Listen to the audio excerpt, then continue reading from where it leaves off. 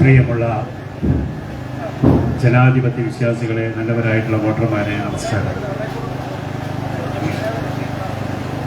Bharatiya Janata party നേതൃത്വം കൊടുക്കുന്ന ദേശീയ ജനാധിപത്യ സഖ്യത്തിൻ്റെ കോഴിക്കോട് പാർലമെൻറ്റ് മണ്ഡലത്തിൽ നിന്ന് മത്സരിക്കുന്ന സമാരാധനായിട്ടുള്ള ശ്രീ MT രമേശ്ജിയുടെ കോഴിക്കോട് സൗത്ത് നിയോജക മണ്ഡലത്തിലെ പര്യടനം ഇവിടെ നിന്ന് ആരംഭിക്കുകയാണ്.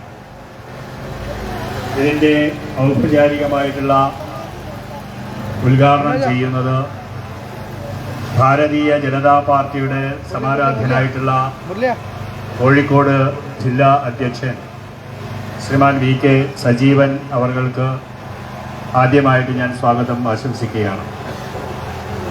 അതേപോലെ തന്നെ നമ്മുടെ സമാരാധ്യനായിട്ടുള്ള, നമ്മുടെ പ്രിയങ്കരനായിട്ടുള്ള നമ്മുടെ സ്ഥാനാർത്ഥി MT രമേശ്ജിക്ക് സൗത്ത് നിയോജക മണ്ഡലത്തിൻ്റെ പേരിൽ സ്വാഗതം ആശംസിക്കുന്നു. കേരള കാമരാജ് കോൺഗ്രസിൻ്റെ ജില്ലാ അധ്യക്ഷൻ ശ്രീ ജയേഷ് നീലിലാലിൽ, BDJSൻ്റെ ജില്ലാ സെക്രട്ടറി ശ്രീമാൻ KP രാജീവൻ, കോഴിക്കോട് സൗത്ത് നിയോജക മണ്ഡലത്തിൻ്റെ NDA ചെയർമാൻ ശ്രീമാൻ KP ശിവദാസൻ, കോഴിക്കോട് സൗത്ത് നിയോജക മണ്ഡലത്തിൻ്റെ അധ്യക്ഷൻ ശ്രീ P വിജയകൃഷ്ണൻ, അതുപോലെ തന്നെ ഇവിടെ ഈ പരിപാടിയിൽ പങ്കെടുക്കാനെത്തിയിട്ടുള്ള നല്ലവരായിട്ടുള്ള വോട്ടർമാർക്കും പ്രിയപ്പെട്ട സഹപ്രവർത്തകന്മാർക്കും സഹോദരിമാർക്കും സ്വാഗതം പറഞ്ഞുകൊണ്ട് ഈ പരിപാടിയിൽ അധ്യക്ഷപദം അലങ്കരിക്കുന്നതിന് വേണ്ടി കോഴിക്കോട് സൗത്ത് നിയോജക മണ്ഡലത്തിൻ്റെ അധ്യക്ഷൻ ശ്രീമാൻ CP വിജയകൃഷ്ണൻ അവരെ ആദരപൂർവ്വം ക്ഷണിക്കുകയാണ്.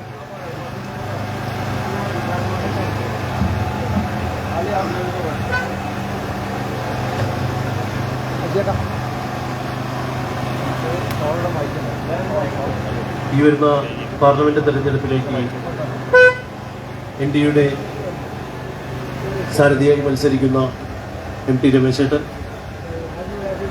ജില്ലാ president advocate VK സജീവേട്ടൻ, NDA chairman south മണ്ഡലം ചെയർമാൻ ശിവദാസേട്ടൻ, മറ്റ് ഇവിടെ എത്തിച്ചേർന്നിട്ടുള്ള ഘടകകക്ഷി നേതാക്കളെ, മറ്റ് മേഖലാ ട്രഷറർ TV ഉണ്ണികൃഷ്ണേട്ടൻ, മറ്റ് എല്ലാവർക്കും നമസ്കാരം. സ്ഥാനാർത്ഥിയെ ആദ്യമായി ഹാരാർപ്പണം ചെയ്യുന്നതിന്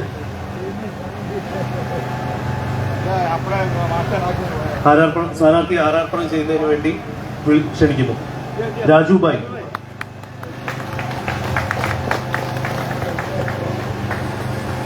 ശ്രീധർ ഭായ്,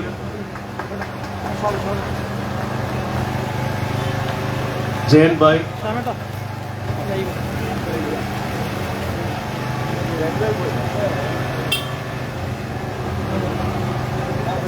ശ്രീകാന്ത്, വിജയ് ഭായ്, പ്രതീഷ്, രാമദാസ്,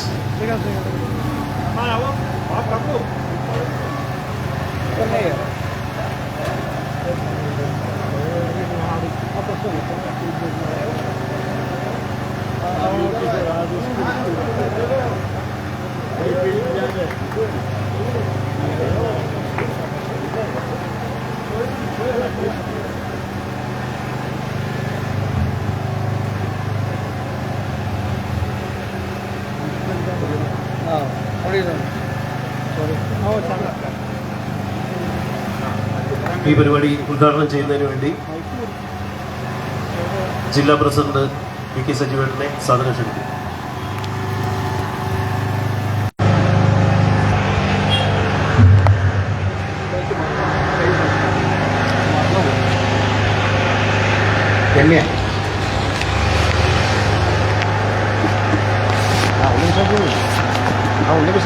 എമ്മിനെ കൂടെ എടുത്തു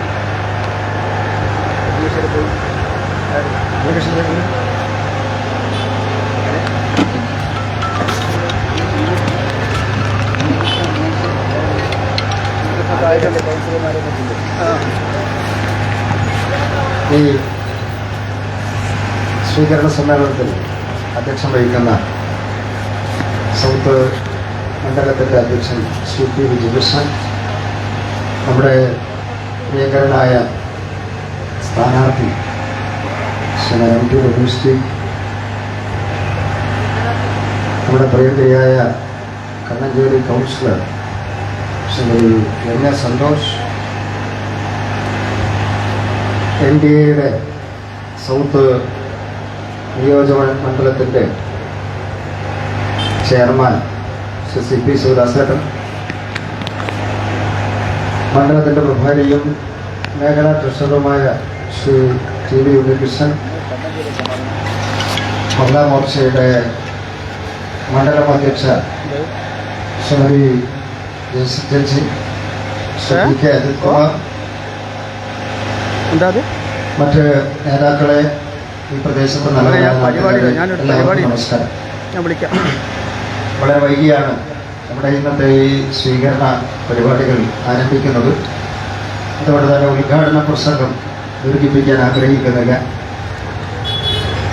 ഒരു കാര്യം നമ്മളെല്ലാവരും മനസ്സിലാക്കേണ്ടത്, ഇവിടെ നിന്ന് LDFൻ്റെയോ UDFൻ്റെയോ ഒരു MP ജയിച്ചു പോയാൽ ഡൽഹിയിൽ പോയിട്ട് ഒന്നും ചെയ്യാനില്ല. ഈ തവണയും മൂന്നാം തവണയും ഡൽഹിയിൽ പ്രധാനമന്ത്രി കസേരയിൽ ഇരിക്കാൻ വേണ്ടി പോകുന്നത് അത് നരേന്ദ്രമോദി തന്നെയാണ് എന്നുള്ള കാര്യത്തിൽ ആർക്കും സംശയമില്ല. അങ്ങനെയുള്ള സന്ദർഭത്തിൽ അവിടെ ഗാന്ധി പ്രതിമക്ക് മുമ്പിൽ മുദ്രാവാക്യം വിളിക്കാനും പാർലമെന്റ് ബഹിഷ്കരിക്കാനും നമ്മളൊരു MP തെരഞ്ഞെടുക്കണോ എന്നുള്ളതാണ് നമ്മുടെ മുമ്പിലുള്ള ചോദ്യം. അതേസമയം ശക്തമായിട്ടുള്ള നടപടികളുമായി, വികസന പദ്ധതികളുമായി മുന്നോട്ട് പോകുന്ന നരേന്ദ്രമോദിയെ സപ്പോർട്ട് ചെയ്യാൻ, കേന്ദ്ര സർക്കാരിനെ സപ്പോർട്ട് ചെയ്യാൻ MT രമേശിനെ പോലുള്ള ഒരാളെ നമ്മളിവിടുന്ന് ജയിപ്പിച്ചയച്ചാൽ നമുക്ക് രണ്ട് കാര്യങ്ങൾ ഉറപ്പിക്കാൻ വേണ്ടി സാധിക്കും. ഒന്ന്, കോഴിക്കോടിന്റെ വികസനം അത് ഉറപ്പുവരുത്താൻ ശ്രീമാൻ MT രമേശിന് സാധിക്കുമെന്ന് എനിക്ക് ഉറപ്പുണ്ട്. ആ വാക്ക് നിങ്ങൾക്ക് തരാൻ വേണ്ടി ആഗ്രഹിക്കുകയാണ്. അതോടൊപ്പം തന്നെ നമുക്കറിയാം, ഭാരതീയ ജനതാ പാർട്ടിയുടെ സമുന്നതനായിട്ടുള്ള ദീർഘകാലമായി കേരളീയ സമൂഹത്തിന് അറിയപ്പെടുന്ന നേതാവാണ്, പാർട്ടിയുടെ സംസ്ഥാന ജനറൽ സെക്രട്ടറിയാണ് ശ്രീമാൻ MT രമേശ്. കഴിഞ്ഞ 3 പതിറ്റാണ്ട് കാലമായി നരേന്ദ്രമോദിജിക്ക് കേരളത്തിലെ പേരെടുത്ത് പറയാൻ പറ്റുന്ന 4-5 നേതാക്കന്മാരുണ്ടെങ്കിൽ, എത്ര ദൂരത്തുനിന്ന് കണ്ടാലും ഫോൺ വിളിച്ചാലും നേരിട്ട് ബന്ധമുള്ള, പേരെടുത്ത് പറയാൻ സാധിക്കുന്ന, നരേന്ദ്രമോദിയുമായിട്ട് അടുത്ത ബന്ധമുള്ള നേതാവാണ് ശ്രീ MT രമേശ് എന്നുള്ളത് കൊണ്ട് ശ്രീമാൻ MT രമേശ് ഇവിടെ നിന്ന് ജയിച്ചാൽ നമുക്ക് കേവലം ഒരു MP-യെ മാത്രമല്ല ഒരു കേന്ദ്രമന്ത്രിയെ കൂടിയാണ് ലഭിക്കാൻ വേണ്ടി പോകുന്നത് എന്ന് ഈ നാട്ടിലെ ജനങ്ങളോട് ഉറപ്പ് പറയാൻ വേണ്ടി ഞാൻ ആഗ്രഹിക്കുക. അതുകൊണ്ട് തീർച്ചയായിട്ടും നമ്മുടെ കോഴിക്കോടിന്റെ വികസനം ഉറപ്പുവരുത്താൻ നമുക്ക് ചിരകാലമായിട്ടുള്ള സ്വപ്നങ്ങൾ നമ്മൾ പറഞ്ഞു കേൾക്കുന്ന നിരവധി കാര്യങ്ങളുണ്ട്. കഴിഞ്ഞ 10 വർഷം കൊണ്ട് ഒരു MP-യും പിന്താങ്ങാനില്ലാഞ്ഞിട്ടും നരേന്ദ്രമോദി സർക്കാരിൽ നിന്ന് കോടിക്കണക്കിന് രൂപയുടെ ആനുകൂല്യങ്ങൾ നമ്മുടെ കോഴിക്കോട്ടേക്ക് എത്തിക്കാൻ വേണ്ടി നമുക്ക് സാധിച്ചിട്ടുണ്ട്. ആ നിലവിലുള്ള MP എന്താണ് അദ്ദേഹത്തിന്റെ നിലപാട് എന്ന് നാം തിരിച്ചറിയേണ്ടതായിട്ടുണ്ട്. ഞാൻ ഉറപ്പിച്ചു പറയുന്നു, ഈ നാട്ടിൽ ഇപ്പോൾ സമാധാനത്തോടു കൂടി ആളുകൾ ജീവിക്കുന്നത്, രാജ്യം സമാധാനത്തിന്റെ പാതയിലേക്ക് കടന്നിട്ടുള്ളത്, പ്രത്യേകിച്ച് കേരളീയ സമൂഹത്തിൽ സമാധാനം നിലനിൽക്കുന്നത് പോപ്പുലർ ഫ്രണ്ട് പോലുള്ള തീവ്രവാദ സംഘടനകളെ നിരോധിക്കാൻ കേന്ദ്ര സർക്കാർ കാണിച്ചിട്ടുള്ള ആർജവം എന്തുകൊണ്ട് മാത്രമാണ് നമ്മൾ സമാധാനത്തോടു കൂടി കേരളത്തിൽ ജീവിക്കുന്നത്. ആ പോപ്പുലർ ഫ്രണ്ടുമായിട്ട് കൈകോർത്തിരിക്കുന്ന, ആ പോപ്പുലർ ഫ്രണ്ടിന്റെ രാഷ്ട്രീയ മുഖമായിട്ടുള്ള SDPIയുടെ പിന്തുണ നേടിക്കൊണ്ടാണ് ശ്രീമാൻ MK രാഘവനെ പോലുള്ള ആളുകൾ ഇവിടെ മത്സരിക്കുന്നത്. അതിനർത്ഥം എന്താ? നമുക്കുറപ്പുണ്ട്, കേന്ദ്ര സർക്കാർ ആർജവത്തോടുകൂടി നിരോധിച്ച് ഈ നാട്ടിലെ ജനങ്ങൾക്ക് സമാധാനം ഉണ്ടാക്കി കൊടുത്തിട്ടുള്ള ആ പോപ്പുലർ ഫ്രണ്ടിന്റെ നിരോധനം, ആ നിരോധനം പുനഃപരിശോധിക്കാമെന്നുള്ള വാഗ്ദാനമാണ് LDFും UDFും അവർക്ക് നൽകുന്നത്, അവരെ വോട്ട് തട്ടാൻ വേണ്ടി. പ്രിയപ്പെട്ടവരെ, അതുകൊണ്ട് നമുക്ക് ഉറപ്പിച്ചു പറയാൻ വേണ്ടി സാധിക്കും, നിരോധിക്കപ്പെട്ട പോപ്പുലർ ഫ്രണ്ട് പോലുള്ള തീവ്രവാദ സംഘടനകളുടെ ഏജന്റായിട്ടാണ് ശ്രീമാൻ MK രാഘവനെ പോലുള്ള ആളുകൾ ഇവിടെ പ്രവർത്തിക്കുന്നത്. അവരെ തോൽപ്പിക്കുക എന്നുള്ളത് ഈ നാടിനെ സ്നേഹിക്കുന്ന, സമൂഹം സമാധാനത്തോടുകൂടി ജീവിക്കണമെന്ന് ആഗ്രഹിക്കുന്ന ആളുകളുടെ ധാർമ്മിക ചുമതലയാണെന്ന് കൂടി ഞാൻ ഓർമ്മപ്പെടുത്തുകയാണ് പ്രിയപ്പെട്ടവരെ. ഇപ്പോ UDF-നാണ് പിന്തുണയെങ്കിൽ അസംബ്ലി തെരഞ്ഞെടുപ്പ് വരുമ്പോ SDPയുടെ പിന്തുണ, പോപ്പുലർ ഫ്രണ്ടിന്റെ പിന്തുണ അത് ആർക്കാ? CPM-നാണ്. അതിനർത്ഥം ഇവരൊക്കെ തീവ്രവാദ സംഘടനകളെ, രാജ്യവിരുദ്ധ ശക്തികളെ പ്രോത്സാഹിപ്പിക്കുന്ന ആളുകളാണ് എന്നുള്ള തിരിച്ചറിവാണ് ഈ തെരഞ്ഞെടുപ്പ് സമയത്തെങ്കിലും നമുക്കുണ്ടാവേണ്ടത്. അതുകൊണ്ട് തീർച്ചയായിട്ടും നമ്മൾ പുരോഗമനമായിട്ട് ചിന്തിക്കുന്ന ആളുകൾ, വികസനം ആഗ്രഹിക്കുന്ന ആളുകൾ, രാജ്യത്തിന്റെ നന്മ ആഗ്രഹിക്കുന്ന ആളുകൾ എല്ലാവരും നരേന്ദ്രമോദിക്ക് അനുകൂലമായി ചിന്തിക്കണം, നമ്മുടെ രാജ്യത്തിന് അനുകൂലമായിട്ട് ചിന്തിക്കണം. കോഴിക്കോട് ലോക്സഭാ മണ്ഡലത്തിൽ നിന്നും ദേശീയ ജനാധിപത്യ സഖ്യത്തിന്റെ സ്ഥാനാർത്ഥിയായി മത്സരിക്കുന്ന ശ്രീമാൻ MT രമേശിന് നിങ്ങളുടെയൊക്കെ വിലയേറിയ വോട്ടുകൾ താമര അടയാളത്തിൽ രേഖപ്പെടുത്തിക്കൊണ്ട് അദ്ദേഹത്തെ വൻ ഭൂരിപക്ഷത്തോടുകൂടി വിജയിപ്പിക്കണമേ എന്ന് മാത്രം വിനയപരിശ്രമം അഭ്യർത്ഥിച്ചുകൊണ്ട് എന്റെ വാക്കുകൾ ചുരുക്കുന്നു. നന്ദി, നമസ്കാരം, വന്ദേ മാതരം.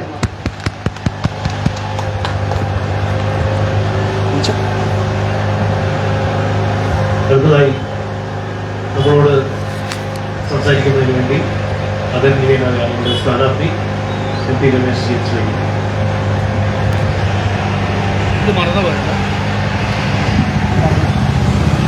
ബഹുമാനായ